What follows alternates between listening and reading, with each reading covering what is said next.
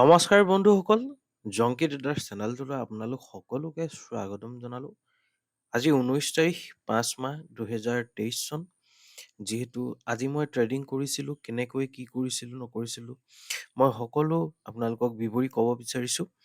তাৰ আগতে ইম্পৰ্টেণ্ট এটা কথাই যে বহুতে লোকে সুধি আছিলে যে আপোনাৰ অফলাইন ক্লাছ নেক্সট ক'ত হ'ব, কেতিয়া হ'ব। নেক্সট অফলাইন ক্লাছ দুলীয়াজানত অনুষ্ঠিত হ'ব।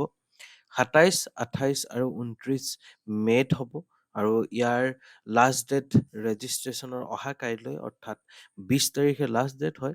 যদি কোনোবাই এতিয়ালৈকে ৰেজিষ্ট্ৰেশ্যন কৰা নাই তেনেহ'লে কৰি ল'ব পাৰে।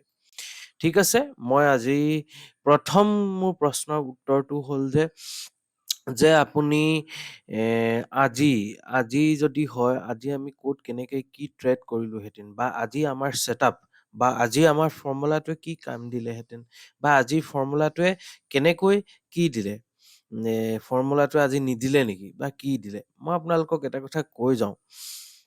আপোনালোকক মই ছাপোৰ্ট আৰু ৰেজিষ্টেঞ্চ বনাবলৈ শিকাইছিলোঁ। যদি আপোনালোকে ভালদৰে ছাপোৰ্ট ৰেজিষ্টেঞ্চ ডেইলি কেণ্ডেলত যদি আপোনালোকে বনায়, তেনেহ'লে আপোনালোকে এটা কথা গম পাইছেনে? আপোনালোকে এই কেণ্ডেলডালৰ মই আপোনাক এটা দেখাম আজি। 15 মিনিটছ কৰি লৈছোঁ। 15 মিনিটছ কৰি লৈছোঁ, মই নিফটিত লগাইছোঁ। এইটো দেখিছেনে? প্ৰায় আপোনাৰ এইটো হ'ল 5 তাৰিখৰ মাৰ্কেট হয়, 5 মে'। 5 মে' দিনাখন আহি মাৰ্কেটখনে ইয়াত ক্লজিং কৰিলে আৰু নেক্সট 8 মে'ত মাৰ্কেটখন ওপৰত খুলিলে, দেখিছেনে? গেপ আপ খুলি ওপৰলৈ গৈ থাকিলে ওপৰলৈ গৈ থাকিলে। মই আপোনাক এটা কথা কওঁ যে মাৰ্কেটে গেপ ফিলিং কৰিবলৈ আহিবই। তাৰপিছত 8 তাৰিখৰ পৰা যি ওপৰলৈ গ'ল, অহাই নাই। এই গেপটো আজি দেখিছেনে? আজি কেই তাৰিখ? আজি 19 তাৰিখ। আজি এই 19 তাৰিখত আমাৰ এই গেপটোত আজি মাৰ্কেটখন আহিলে। আপোনালোকে যদি ছাপোৰ্ট ৰেজিষ্টেঞ্চ লাইন বা ছাপোৰ্ট ৰেজিষ্টেঞ্চ বনাইছে, তেনেহ'লে আপোনালোকে সম্পূৰ্ণভাৱে এই বস্তুটো দেখিছে। ছাপোৰ্ট ৰেজিষ্টেঞ্চ যদি আপোনালোকে জোন বনাইছে আৰু তাৰ পিছতে কি হ'ল, আজি যেতিয়া ইয়ালৈ আহিলে, ইয়াত অহাৰ পিছত আপোনালোকে কি দেখিলে? প্ৰায় 10:40 আশে-পাশে আপোনালোকে যদি চাই, এটা সুন্দৰ বাইং অপৰচুনিটি আপোনালোকে দেখিবলৈ পালে আৰু এই বাইংটোৱে আপোনাৰ, মই এটা কথা কওঁ, যদি আপোনাৰ এছএলটো কিমান সেইটো ডিপেণ্ড কৰিব। এছএলটো যদি আপোনাৰ 20তকৈ কম হয়, তেনেহ'লে আপোনাৰ ৰিৱাৰ্ডটো হ'ব 1:2। আপুনি সুন্দৰভাৱে ইয়াত 1:2 আমি একেবাৰে কেপচাৰ কৰিব পৰাকে 1:3.5ৰ পৰা 1:4লৈকে আমি সুন্দৰভাৱে কেপচাৰ কৰিব পাৰোঁ। ইমান এটা সুন্দৰ ট্ৰেড দিলে আজি আমাৰ এই ফৰ্মুলাটোত, আমাৰ এই জংকি ট্ৰেডাৰ অফলাইন ক্লাছৰ যি ছেটআপ হয়, সেই ছেটআপত আজি এই ফৰ্মুলাটো দিলে। এতিয়া কথা হ'ল যে তাৰ আগতেও চোন আৰু এটা দিছিলে, তাৰ আগতেও চোন দিছিলে, সেইটো আপুনি কিয় নল'লে? কথা হ'ল যে এতিয়া যদি আমি চাবলৈ যাওঁ 5 মিনিটত আমি যদি দেখোঁ, ইয়াৰ বৰ ক্লিয়াৰ ভিজন নহয়। আপোনাক মই এটা কথা কওঁ, যিটো ট্ৰেড আমি তাৰ আগত পাইছিলোঁ, তাৰ আগতো আমি এটা ট্ৰেড পাইছিলোঁ, এইটো ট্ৰেড পাইছিলোঁ আমি, এয়া ছাপোৰ্টত পাইছিলোঁ। এইটো ট্ৰেড পাইছিলোঁ প্ৰায় 940 আশে-পাশে। এইটো আমি কিয় ট্ৰেড নহয় বা কিয় নল'লোঁ?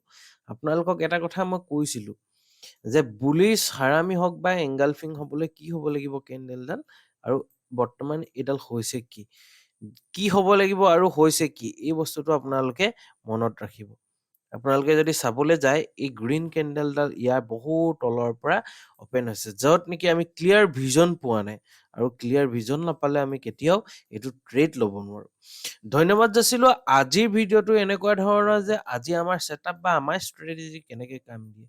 আপোনালোকক এটা কথা মনত ৰাখিব, ষ্ট্ৰেটেজি সদায় থাকিব, সদায় আছে।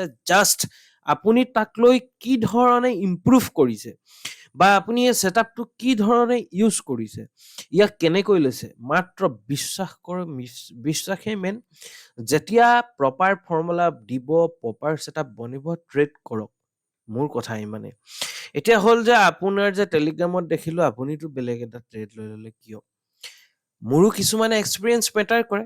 যিহেতু মই এতিয়াৰ পৰা নহয়, মই বহু আগৰ পৰা ট্ৰেডিং কৰি আছোঁ।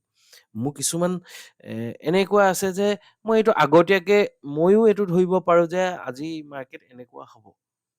আৰু বহুতো তথ্য বা বহুতো ষ্টাডি কৰাৰ পিছত এইখিনি কথা গম পোৱা গৈছে। আজি মই যেতিয়া মাৰ্কেটখন খোলাৰ পিছতে মই এটা ইনভাৰ্টেড হেমাৰ দেখা পালো। প্ৰায় ডাইৰেক্ট 9:20 যিডাল কেণ্ডেল আমাৰ 9:20 যিডাল কেণ্ডেল এইডালতে মই প্ৰথম কেণ্ডেলডালতে মই এটা ইনভাৰ্টেড হেমাৰ দেখা পালো আৰু দ্বিতীয় কেণ্ডেলডালে ইয়াৰ ল'টো ক্ৰছ কৰি দিলে আৰু মই তেতিয়াই সুন্দৰভাৱে শ্বৰ্ট পজিশ্যন এটা বনাই দিলো। ইয়াতে মই এটা শ্বৰ্ট পজিশ্যন বনাই দিলো আৰু মোৰ ইয়াৰ এছএলটো ডাঙৰ হৈ থাকিলে, কিন্তু এছএলটো কিমান হৈ থাকিলে 124 পইণ্টছ হৈ গ'ল। সেইটোৱে মোৰ আটাইতকৈ বেয়া হ'ল। আৰু মই আপোনালোকক যদি 1 মিনিট চাৰ্টলৈ লৈ যাওঁ তেতিয়া আপোনালোকে সুন্দৰভাৱে ধৰিব পাৰিব যে ট্ৰেডটো কেনেকুৱা কি কৰিছিলো মই। এতিয়া হ'ল যে মই 920ত মই ট্ৰেডটোত এক্সিকিউট কৰিছিলো আৰু 950 মানে আপোনাৰ এইডাল কেণ্ডেলত মই এক্সিট কৰিছিলো। 950ত মই এক্সিট কৰিছিলো। মই আকৌ 5 মিনিটত লগাই দিছো।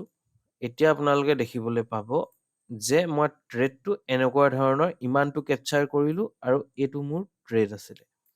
এতিয়া কথাটো আপুনি কথাতহে ক'লে আপোনাৰ প্ৰুফ কি লাগে? প্ৰুফ এইটো মোৰ একাউণ্ট, এইটো হ'ল একাউণ্ট, এইটো ৰিফ্ৰেছ, পজিশ্যন কাৰেক্ট, 11,256 টকা আজি মোৰ লাভ হৈছে।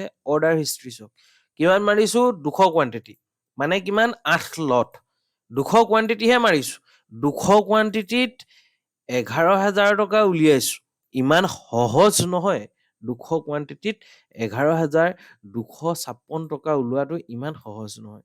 আৰু কথাটো কিমান হ'ল, মোৰ ইনভেষ্টমেণ্ট কিমান আছিলে যদি মই চাওঁ, কেলকুলেটাৰ মাৰি চাওঁ, ইনভেষ্টমেণ্ট আছিলে 326 ইনটু 200, 65,200 মোৰ ইনভেষ্টমেণ্ট আছিলে।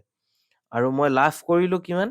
মই লাভ কৰিলো 11,256। এতিয়া হ'ল টাইম, মই টাইম হৈছিলে 9:20:55, 9:20:55 মানে প্ৰায় 9:21 আশে পাশে হ'ব। প্ৰায় 9:21 আশে পাশে মই অৰ্ডাৰটো পাঞ্চ কৰিছিলো। এতিয়া 9:21 এতিয়া কেণ্ডেলডাল আপোনাক দেখাওঁ। এইডাল 9:21 কেণ্ডেল, মানে ইয়াৰ এই ল'টো ব্ৰেক কৰিছিলে এইডাল কেণ্ডেলে, আৰু মই ব্ৰেক কৰাৰ লগালগ মই এন্ট্ৰি হৈছিলো 9:21 আশে পাশে। ইয়াত মই এন্ট্ৰি হৈছিলো আৰু মই এক্সিট কেতিয়া হৈছিলো?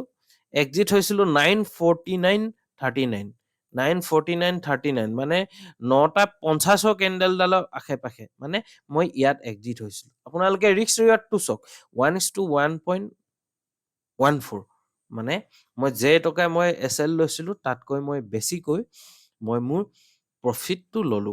ইয়াত মোৰ ৰিস্ক আছিলে প্ৰায় 8,000 টকা, মোৰ প্ৰফিট হ'ল 11,000 টকা।